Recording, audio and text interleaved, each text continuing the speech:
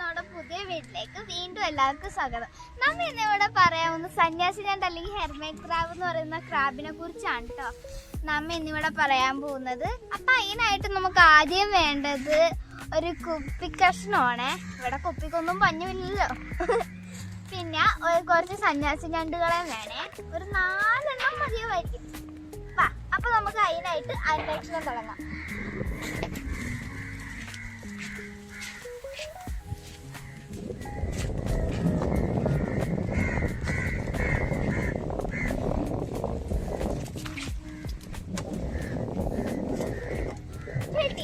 ഇതിനാണ് കേട്ടോ നമുക്ക് വേണ്ടേ. ഇനി നമുക്ക് ഞണ്ടിനെ അന്വേഷിക്കാം.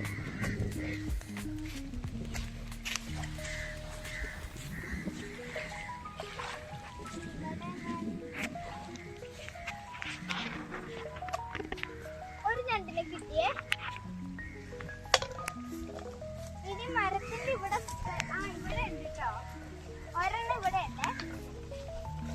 ഒരെണ്ണം അല്ല, കൊറേ പേരുണ്ട്.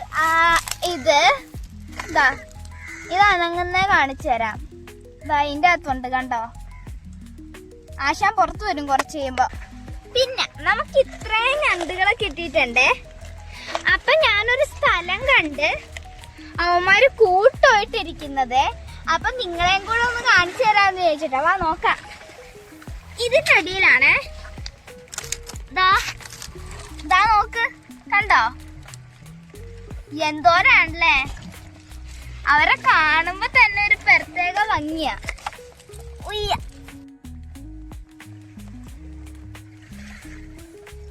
ഇവന്മാര് നടക്കുന്നതൊക്കെ കണ്ടോ, നല്ല ഭംഗിയാണ് ഇവരെ കാണാൻ.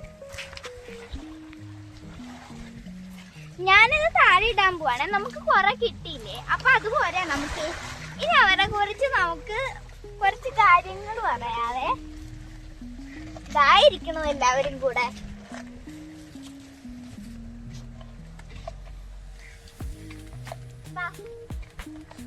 നമുക്ക് വീണ്ടും ശത്രു പാർക്കിലോട്ട് പോയിട്ട് ഇവരെ കുറിച്ച് കുറച്ച് കാര്യങ്ങൾ ഡിസ്കസ് ചെയ്യാം. പിന്നെ നമുക്ക് ഇതിൻ്റെ അകത്ത് ഒരാളെ പൊക്കി എടുത്തിട്ട് ഇവിടെ വെക്കാവേ. ഇവന്മാരെ ഒന്ന് ചെറുതായിട്ട് കടിച്ചേ. അപ്പൊ നമുക്ക് ഇനി ഇവരുടെ പ്രത്യേകതകളെ കുറിച്ച് പറയാം. ഇവരുടെ മെയിൻ കാര്യം എന്ന് പറയുവാണെങ്കിൽ ഇവര് സ്വന്തമായിട്ട് ഇവർക്കൊരു ഷെല്ലേ ഇല്ല.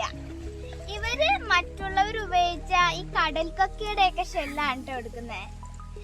പിന്നെ ഇവർ സമൂഹമായിട്ട് ജീവിക്കാൻ ഒത്തിരി ഇഷ്ടപ്പെടുന്ന ആൾക്കാരാണ്. ചിലവരിനെ പെറ്റായിട്ടും വളർത്താറുണ്ട്.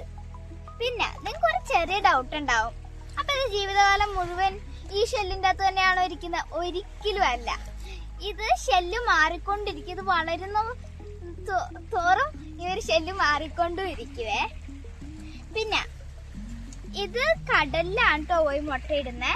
അപ്പൊ നമുക്ക് ഇവരെ എല്ലാവരും ഒന്ന് നിലത്തിട്ടിട്ട് നോക്കാം. ഇതാ നോക്ക്, എല്ലാവരും ജീവനും കൊണ്ട് ഓടുക.